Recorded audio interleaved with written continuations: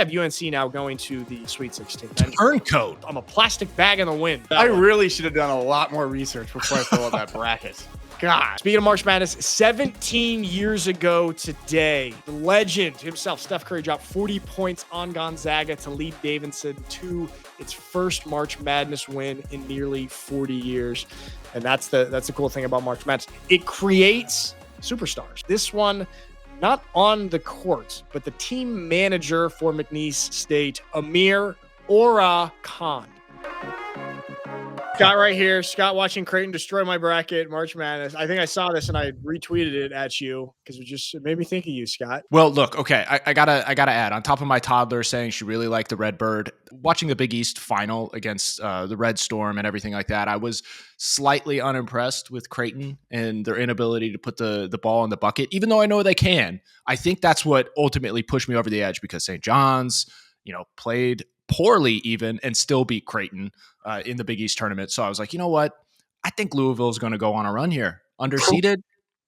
The Big East is not getting enough respect. Okay. We just so much disrespect. And I take it personally because Georgetown's in the Big East. Granted, we're in the bottom half of the Big East currently, but we will make our way back. And I would like to see a little bit more respect for Big East basketball. Okay. I have to say something here about people who fill out multiple brackets. Okay. Like everyone all across the country like to fill out their brackets this time of year. Where do you guys stand, first of all, on people who fill out multiple brackets and have all sorts of different options on all of these games? Where do you guys stand on this? I think you get one shot. You get one shot because if you do all these brackets, you're playing the statistics game. And then when one works out, then you can just go, hey, my bracket, I was right. No, you were wrong 30 other times. Just this one was right. So you're not really a good picker. You just play the odds. Yeah. Huh? Okay. Precisely. There's this also. All right. And you know what? That's how Anthony makes like 10 brackets every year. And I know. He's always like, and then he always goes, my bracket's in the 99th percentile. Which one? One out of your 10? Yeah. I'm an honest man. I make one bracket. I'm out, destroyed in the first round, and I never talk about it again. There you go. Good bracket integrity right there. Okay. Here's my take on people who make multiple brackets, okay? And I think it's a reflection of a broader societal problem, really. Okay, we live in this age of sort of over choice, okay? You've got kind of all these options. You've got all these people who are unwilling to kind of settle down, people who open up all these different career paths, maybe open up all these different possible relationship paths. You've got sort of this hookup culture. And then all of a sudden you have people who are 40 years old and have not committed to anything in their life. Okay. And this is the exact same mentality as people who make multiple brackets during March Madness. You got to commit to something. Okay. And you got to put everything into it. And when you're doing multiple brackets, you are just being one of these man children who never really grow up, never commit to anything. And all of a sudden, kind of Aaron Rodgers. Okay. What do you guys think? What do you guys think? Aaron Rodgers seems to be doing just fine. Okay. To that point about opening a bunch of cans. Look at the greatest. Okay, I agree with your point on a societal level. Yes. But then you look at the greatest minds of the history of mankind, Leonardo da Vinci, Nikola Tesla. They never finished anything. They just opened things. They worked on it, revolutionized it, threw it away, got bored with it. Incredible. Changed the world for the better. Bold claim. Finished things. Right. How they finished them. They finished the thing. Read his biography. He got 90% of his works he didn't finish. The only works that he finished were works that were commissioned by royalty because they gave him a due date. Everything else he never finished. Everything else he would work on for 20 plus years on and off. But they left something lasting of value, which is finished. Okay, go ahead, Scott. Yeah, what I was going to add here is like, okay, fair point, but all those people that you mentioned were actual geniuses, and I think the people who are actually lazy and not finishing things in today's age think they're geniuses, and they're actually morons. So I think there are too many of those people who think they're smarter than they are, and they take too much of what geniuses did in the past and think that they can emulate that in a certain way and produce the same sort of outcome, and that's not true. So going back to it, so Thomas Edison, did he not say when you create all these brackets and only one of them hit, he learned 99 ways not to make a light bulb? That's what he learned from failure in those other brackets. And then the one that did work, he learned the lesson. That's a great analogy. The problem with Thomas Edison is that he's a thief. He's a fraud and a thief, okay? And don't even get us started on Alexander Graham Bell. Our grandpa used to always tell us growing up, Alexander Graham Bell did not invent the telephone. The Italians invented the telephone. Oh. Okay? So just a little piece of history All of them? there for you. Well, yes, us as a collective whole. We contribute a lot to society. You ever heard of the Renaissance, Scott? Okay, so I feel very strongly on people filling out multiple brackets. Commit to something, whether it be perfect or not. Just commit to something. That's your bracket. That's your ride or die. And this is a problem in society. Okay. All right. So let's get into a couple of the biggest upsets so far. Scott, we're already making fun of you about you picking Louisville. This is a good graphic here. 54.5% of people chose Louisville over Creighton. And there's just kind of this hammering home this discourse of Louisville being underseeded. They kept saying this, underseeded, Louisville underseeded. They're finishing, what they finished third in the ACC? Were they second in the ACC? I think third is right. Let me double check. They're second or third in the ACC, and the ACC just did not show up, hold for UNC, which is a different discussion.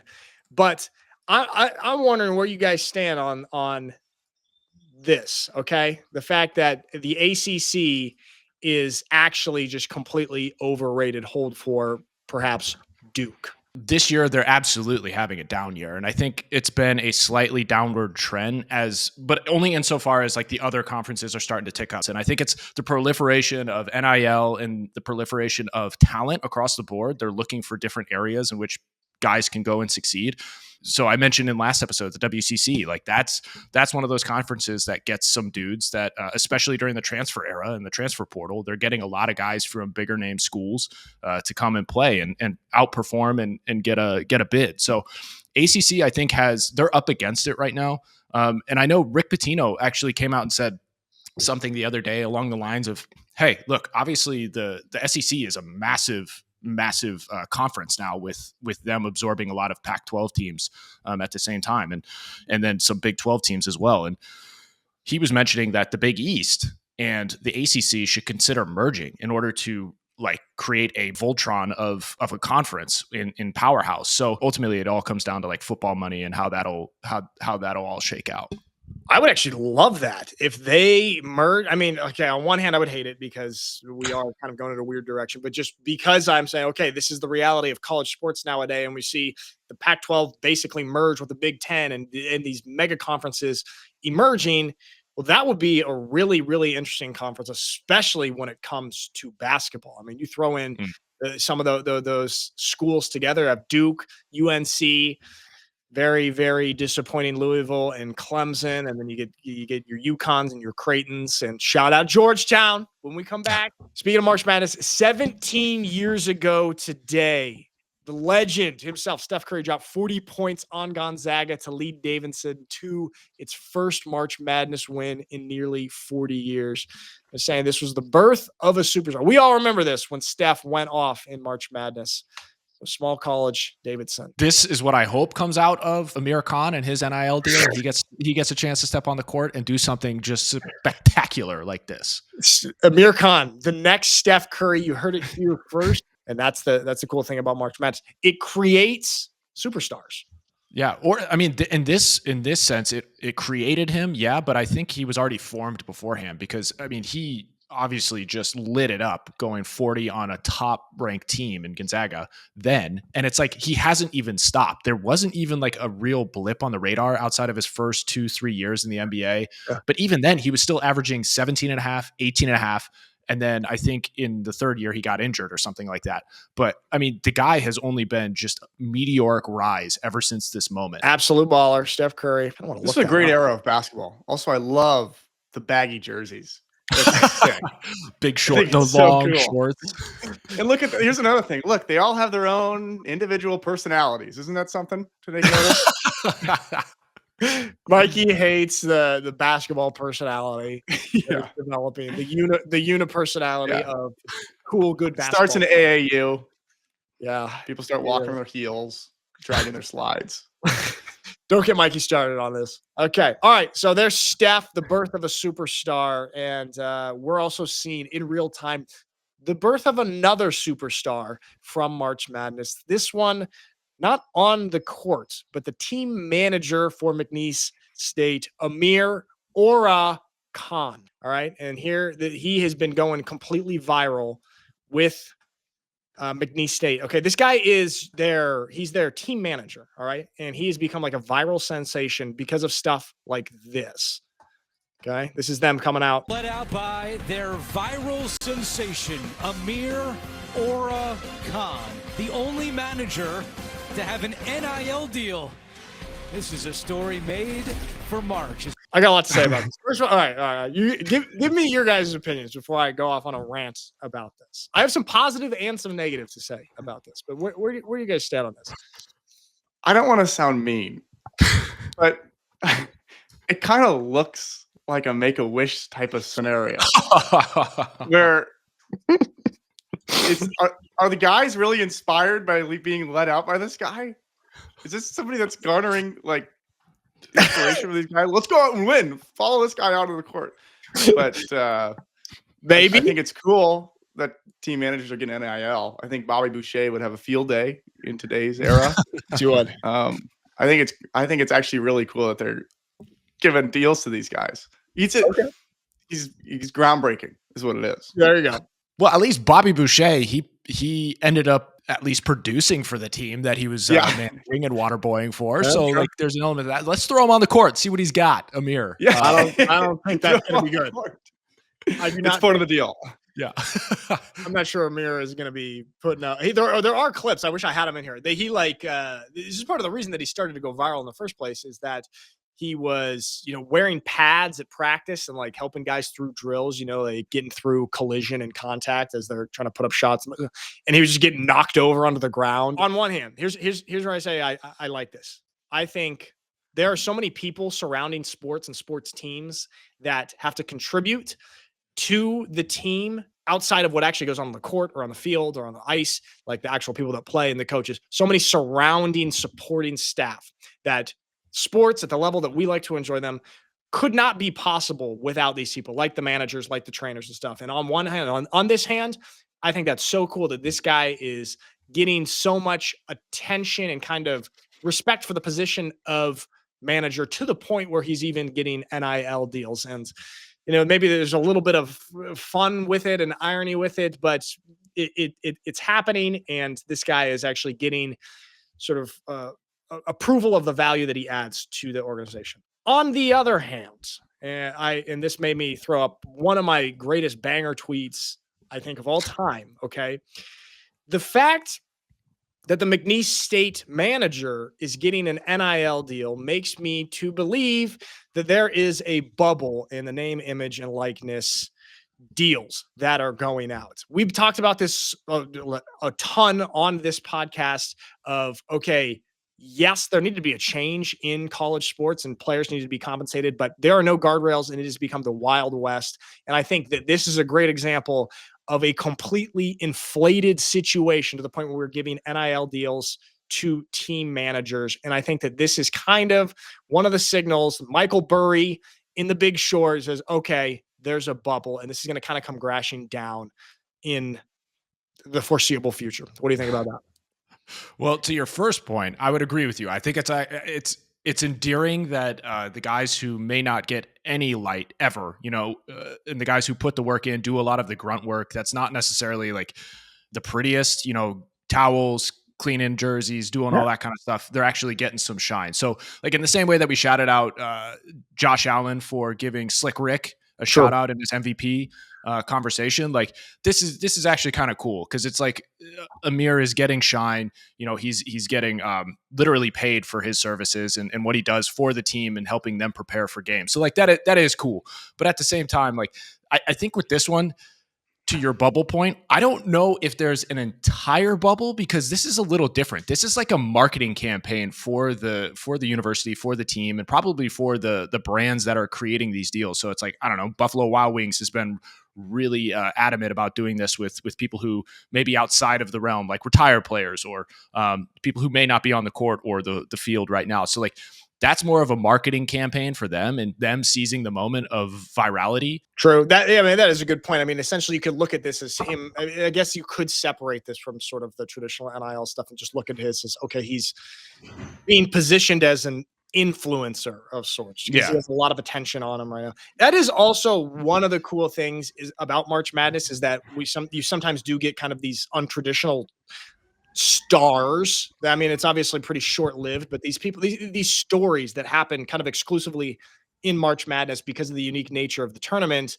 and it gives some of these people a time to shine, or even guys on some of these mid-major teams, or maybe just guys that just traditionally are not getting a ton of love. So it is one of the cool things about March Madness, and he did. This is actually a very, very great collaboration right here from Amir Khan. Victory Royale, and he's a partner with Fortnite right there. So that's a very, very strong use of marketing. Okay, that's awesome. That's how you speak to this generation. That is how you speak to this generation. Now, if we can just get this generation to fill out one bracket only, then society would be saved. I wanted to bring up also this. This is from High Point University. So High Point, they lost in the first round, but I think, what were they, a 13 seed playing against a 4? But this is cool, and I want to get your thoughts on this, Scott, from like the perspective of an AD. So High Point, the son of an AD. Yeah. I know this through osmosis. Heir to the throne of athletic director. What is that? Osmosis knowledge. High Point chartered a private plane to get their student section to Providence. This says more ADs need to realize this. This is March. This is actually, in my opinion, quite a cool thing, because one of the super special things about March Madness is kind of the student involvement. But what do you think about this? Yeah, this is a great move by the university. And I think we talked last episode about how, or maybe a couple episodes ago, about how depending on how basketball teams perform, specifically in the NCAA tournament, like there's a massive, massive bump in terms of just marketing and admissions come the following year. It's because you're on the stage, you're finally getting your name out there in a way that, I mean, High Point, relatively unknown for all intents and purposes, but they got one game at the very least. They showed, they were able to show, the administration was able to show that they support not only their sports team, but they also support the students, and they want them to have the full encompassing experience of college. This was, talk about a marketing campaign for themselves. Like, they put the money up front because they know that that's going to have positive ramifications on the back end come next year, come admissions. And this is just a great way of supporting the entire culture and environment of a university. Yeah, exactly. And that's one of the things, like when you have such a magnifying glass on these universities and these programs that are able to get into March Madness, into the NCAA tournament, you have such kind of an opportunity here to make a name for yourself in the university and to have a little bit of storytelling and really increase the, I guess let's call it, the brand value of your college or university, which in the long run, I mean, you could see this changes things. I think we were talking about this about George Mason, because when they went on the run in 2006, right? And before that, nobody had really heard of George Mason. I think they're in Virginia. Oh, yeah. After that, they became one of the most, I might believe I'm correct here, they became one of the most applied to universities in Virginia after their Final Four run. So this really extends out past basketball and sports in general, and it just creates long-term lasting brand value for the university. If you have an opportunity to do this like High Point did, super smart, and I'm all for it. Yeah. Now just use the generated funds or marketing to purchase a better team so that you win the first game. Oh, Scott. Okay. Baby steps, one step at a time. Who did High Point play? Oh yeah, they played Purdue. I picked that right. Easy pick for me. It's a close game. They fought, and Purdue was definitely on their heels for a lot of it, which is a little scary coming from one of the better Big Ten teams. Well, going back, like speaking of fought, like that McNeese Clemson game. I mean, McNeese came out. Clemson scored 13 points in the first half. Like it's atrocious. And McNeese was playing just way more aggressive, high energy basketball. Clemson looked like me out there trying to shoot. They were just putting up just atrocious numbers from three. And then they finally sort of came back at the end. Like the final score ended up being like just 2-point difference, but the actual game was so much more lopsided than that. Didn't you think? Yeah. I mean, it was a tale of two halves. The Clemson, I've rarely seen a lid on a bucket as heavy as it was sitting on the bucket of Clemson in that first half. Like that was abysmal. And we were talking about the ACC earlier, and there seems to be a slight dip. That is going to be a bad taste in a lot of people's mouths. And yes, they got the L, but it was the way in which they got the L. You know, it wasn't as like McNeese was playing lights out and doing their best and playing incredibly well. But like for all intents and purposes, I don't know if it was like them dominating so much as Clemson just throwing up on their own shoes for the first half. I mean, in the second half, there was a battle back and forth, and McNeese showed fight and resiliency in order to keep Clemson at bay. But ultimately, like this is what March is all about. Like I'm so glad that we at least got one of these nail biters and also upsets in day one of the tournament. Well, day three. Yeah, okay. Day one. You want your first four counter. Okay. This was one of the biggest, most selected upset picks was UC San Diego over Michigan. A really high percentage of people picked that. And Michigan was able to win and hold off the upset. And I just wanted to throw this up here, Scott, because this is the athleticism of us in our 30s. What happens? Mikey, this is what you have to look forward to. Okay? Okay. There you go. All right? That's what happens once you're past 30, and that kind of represented UC San Diego kind of being a disappointment. I don't know. I feel like the expectations were kind of high for UC San Diego. A lot of people were hammering UC San Diego over Michigan, and that failed dunk attempt right there kind of really illustrated that game. Nick, you make this point about being 30, but as long as you stretch. I stretch consistently, okay? And you can delay that. Look at Tom Brady. Do the TB12 method. You'll be fine. Oh, was he dunking on the uprights? Tom Brady. He could. I'm not trying to eat avocado ice cream and babble on randomly when I'm broadcasting football games with very elementary talking points. Okay. Okay. I'm not going to stretch. Mike, I'm not going to stretch. You think that being flexible is going to damage your broadcasting career? There's a direct correlation between flexibility and inability to orate at a high level. Okay. So I like to be tight. I like to be nice and tight. Physically, there's something to that, maybe. And mentally, I think there is. If you get too relaxed, then you're not as sharp. Okay. I think that we should get our interns to run an experiment on this. Scott, can you tell? Yeah, we'll be the guinea pigs. We'll be the guinea pigs here. All right. Last thing on day one of what? Well, I want to go to your point about the 12. So like the 5 to 12 matchup, I feel like is the most vulnerable on the bracket, because like 12s, like generally they're wildly competitive teams across the board, and they're dangerous. And I would even stretch that from 5 to 12 matchup to 6 to 11. Like we saw Missouri go down to Drake yesterday, and like, hey, we're talking about SEC being the most dominant. Little Drake just took them out. Yeah, that's one of the things that makes it really fun is actually like it's such an imperfect science of choosing and seeding these teams I actually have some data here. Okay. So obviously 1 and 2 seeds, these guys are obviously almost always advancing in the first round. We're talking all first round here. They've only lost twice. Number 1 seeds have only lost twice in the history of the first round. 2 seeds, they win 93% of the time in first round games. What a notable one was when Florida Gulf Coast beat Georgetown in 2013 and really, really dampened my weekend on the Georgetown campus because everyone was just deflated and sad. We had high hopes for the Hoyas here. And in recent history, okay, 13 seeds beat 4 seeds about 21% of the time. And then 11 seeds in recent history actually have a winning record over 6 seeds. So I don't know how far back kind of that recent history goes. Wow. I think 10 or 15 years.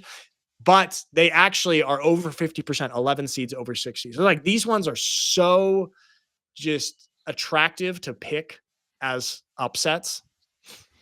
Yeah, I mean, you even look at the matchup today with North Carolina, who was supposedly not worthy of being in. They're going up against Ole Miss, and hey, ACC, like that would be the funniest thing is if North Carolina, the one that apparently didn't deserve to be there, the ACC team that comes through and does the best. I have a feeling that might be what happens. Okay, we're not going to do the best. They're going to do the second best, but I'm with you on there because I actually, after we had our conversation, Cooper Flagg is back already.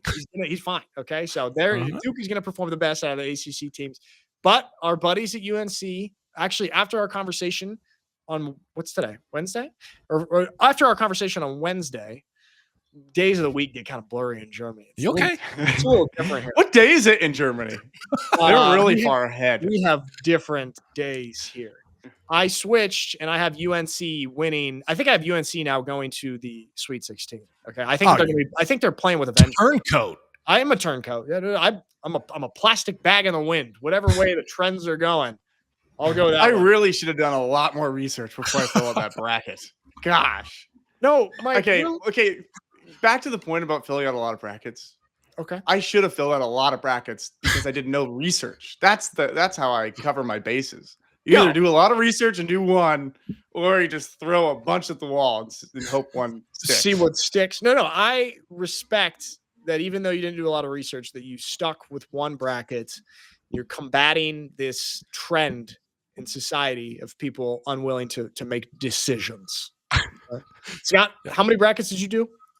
Well, I'm in 3 different groups, so I did 3 separate ones.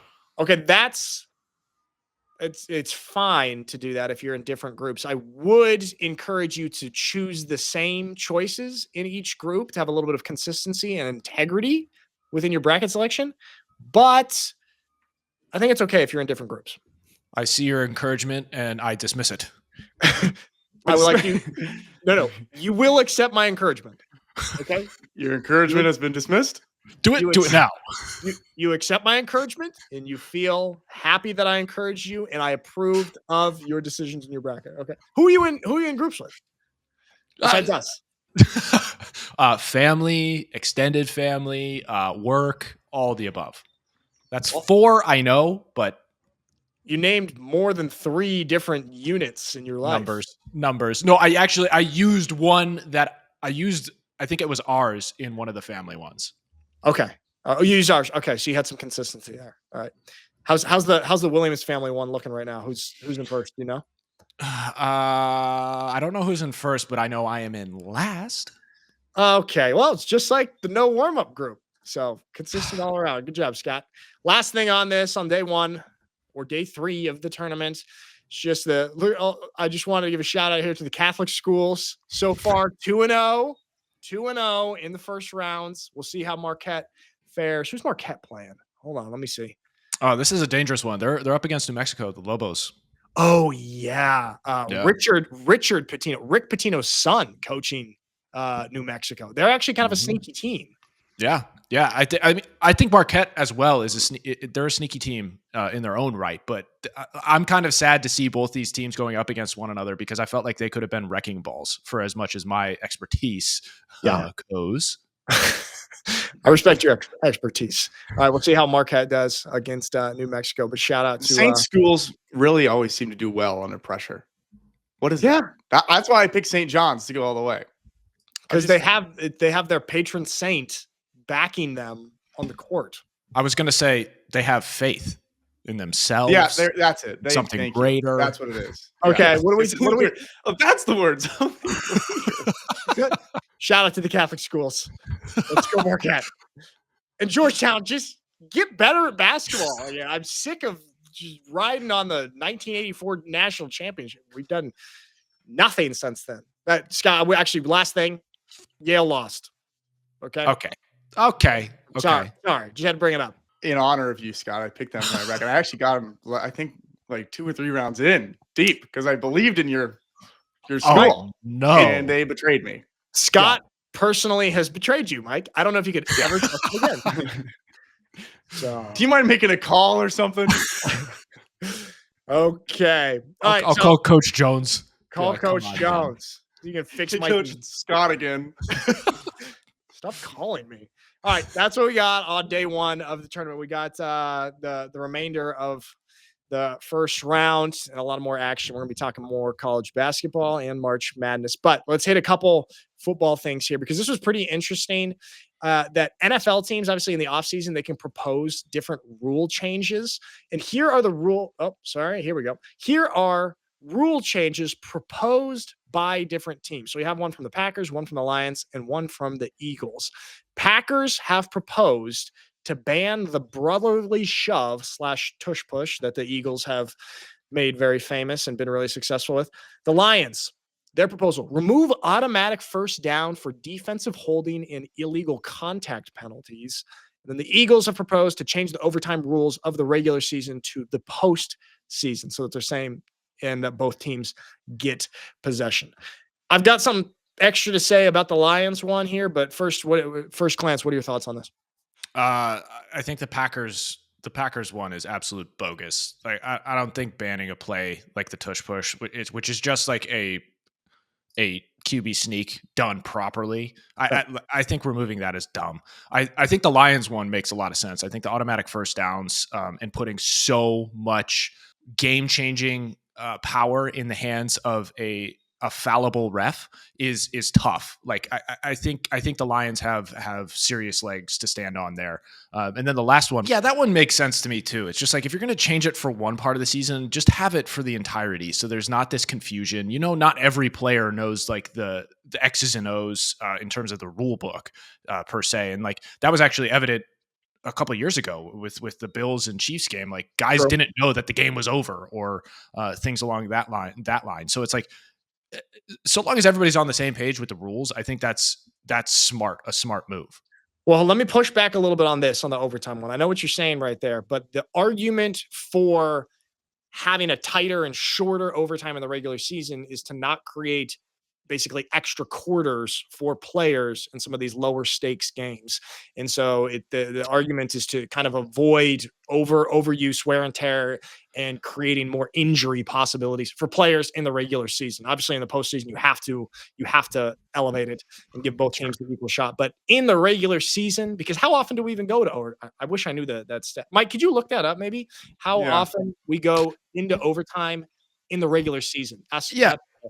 What do you think? I think I would agree with you to a certain extent, but I think they jumped the shark when they went from 16 to 17 games, and I think that argument falls flat now. Like if you're talking about like minimizing injury, then stop. Like why did you add another game? That's actually far more potential for risk of injury than say in overtime. And I get it. It's like as a game progresses, like maybe your technique and everything kind of falls by the wayside, but it's still the same thing in a 4-quarter game, extra game at the end of the season when it may or may not matter all that much. You're actually forcing guys to go out there and play. Whereas like every game matters in the NFL. And if there are fewer of them and there was 16 games or something along those lines, you know, every snap matters. And so like, I don't know. I don't think there are too many inconsequential regular season games until you get to the back end. And I think going again, it falls flat when you've added an entire game to the season and regular schedule, and you're talking about adding an 18th. Okay, that's fair. Mike, did you find it? Yeah, so we got 6 to 7% of the time NFL regular seasons go into overtime. So that translates to about 10 to 12 games per season. Okay, that's actually a little bit more than I thought. 6 to 7%. If you round that up, that's 10%. You know? Which is basically 20%, which is basically 50%. Basically, you just do exit. Yeah. Half the games go into overtime, according to this.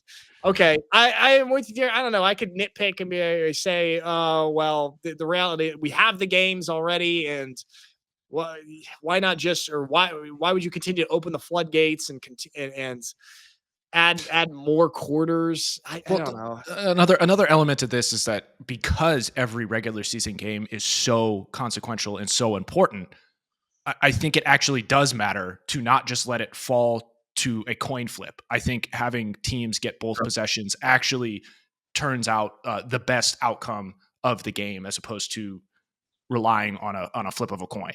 Yeah. No, I think I do think that I'm with you there. I'm just trying to play devil's advocate a little bit because I mean, I do like that's the thing. It's like, and that's what the cool thing about the NFL is that every single game has such high stakes, like they all matter. And so, especially as you get in the back half of the season, I know they're not literally playoff games, but they have a lot of playoff implications from week 8 on. So there is. Are these 3 teams the only ones that propose rule changes? I'm not sure if these are the only ones or if these were those are just the top.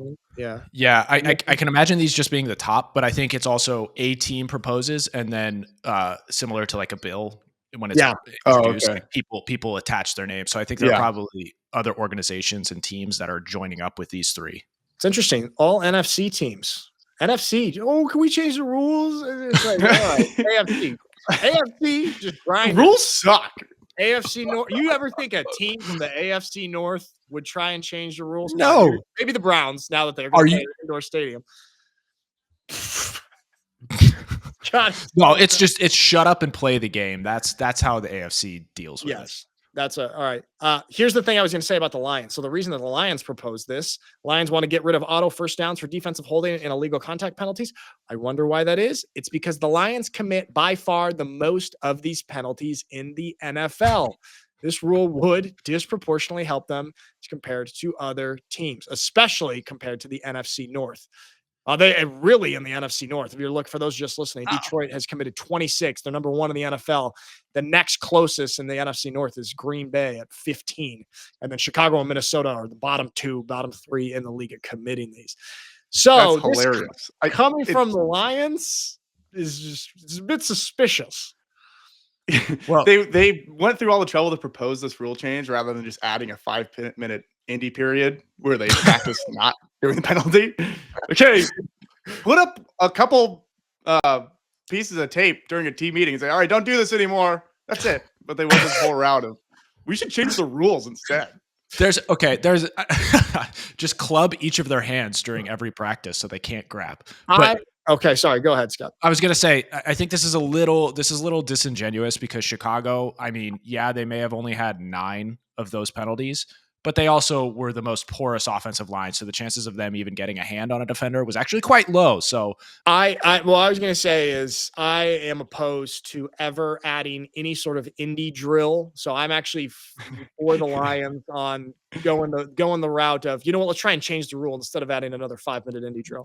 Because Indy is worthless, and I am opposed to Indy. Knowing Dan Campbell, he's probably owning up to the fact that they were repeat offenders of this, right? But at the same time, it goes to my point about like putting so much game deciding power in the hands of the ref, who is again a fallible individual who may or may not see things as they are objectively, and making a call that end up like killing a team's momentum or opportunity to win based off of this. I think that's more of their gripe. Is like, these things can't be so consequential. And I think it makes sense. You can get penalized for it, sure. But an automatic first down is insanely valuable to an opposing team.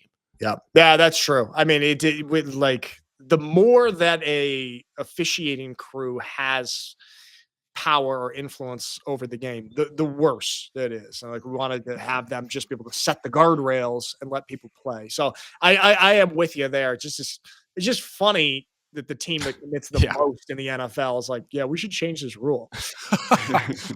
All right. So speaking of the NFC, I would like this visual. So, all right, do you guys know who has the longest drought in the NFC for not making the NFC Championship game? Who has been Cowboys? It's got to be Cowboys. I was just gonna say that. Cowboys or Panthers. All right, here it is, and it's actually pretty crazy looking at this. Looking at this visually, they have twice as long as a drought as any other team in the NFC. This is just a tough fall off. There are almost no words for how bad this looks, and what's crazier too is that they are still as relevant and always in the conversation of potentially being Super Bowl contenders year in and year out. And it's just clearly not the case. Yeah. Here's another thing. Like, 29 seasons, this chart looks horrible. Okay. But then you go, they're the most valuable sports brands in the world. So it doesn't even matter. So that's why I think like when Jerry, if Jerry ever sees these kind of numbers, he goes, "Who cares? Look how much we're worth. Who cares?" Yeah, that's true. I mean, it's like which franchise has the most Super Bowls? Is the Patriots, right? Actually, wow, we should pull up the Steelers and Patriots. I think. Patriots. Yeah. But maybe I'm going to look up the difference. Pull up the valuations, Mike, for all NFL franchises and who else, because the Cowboys are first and the most valuable franchise in all the sports on the planet. But I'm curious what the other valuations for like actual recent Super Bowl winning teams or successful in the last 2 decade teams. I think to Mikey's point, there's definitely some credence there, and like it's disingenuous to not acknowledge that Jerry Jones was essentially the vanguard of what the NFL has grown and become today because of what he has done with the Cowboys organization, regardless of their wins or losses in the Super Bowl or inability to get there again. So like, I think he's just a very shrewd businessman, but I don't think that means he doesn't care that the Cowboys aren't winning, because there's an element of pride that's very apparent in his just dealings and his hands-on approach to the organization that this has definitely been eating him for going on 30 years now. Almost 30 years. No, you're right there. I mean, I think when you listen to him talk, I mean, he's always on the radio shows in Dallas weekly, at least during the season, and talking like pretty clearly, incredibly invested in the football team and the success of the football team, almost a little bit too much to where like he might be making too many on-field decisions and maybe let a true general manager do that. But he clearly does care a lot. Here's Dallas Cowboys as of 2024, their value $11 billion with a B, and then you compare that to the Patriots, $7.9 billion. Okay, so and then you look at the Steelers. Okay, the next best, most championships, $6 billion. The number 17 value in the NFL. So there's really not really much correlation. There's not a correlation really with Super Bowls. Yeah, because Steelers have 6 Super Bowls, Patriots have 6, and then Cowboys have 5. Okay, you know what? I don't know. Kind of. I don't know. Yeah. But it's been a while since they've had it. Yeah. I would like to see the valuation increase over the time in which they won those Super Bowls, right? So like that's Patriots prior to all of their wins, and then the Patriots after. Like that's probably a better. I mean, that's going to take me a couple hours, but I think I can come up. Might get on that report, okay? No, but I think because the Dallas Cowboys, with all of the marketing and everything else that has kind of gone in due to Jerry's creative business moves that have gone into the Cowboys and the star and just the brand, they have a lot of great brand value built kind of outside of the success. Whereas the Patriots, I think if Tom Brady wasn't there and Belichick wasn't there and they didn't win all those Super Bowls, they would be kind of a bottom tier valuation team. I think. I don't think that they have kind of the external things off the football field that add to their valuation, kind of tucked up there in cold New England. I agree. Yeah. I mean, they were a bottoming team before the turnaround with Belichick and Brady. So I would agree with you. And that probably wouldn't have changed all that much. Or at least not to the degree that it did.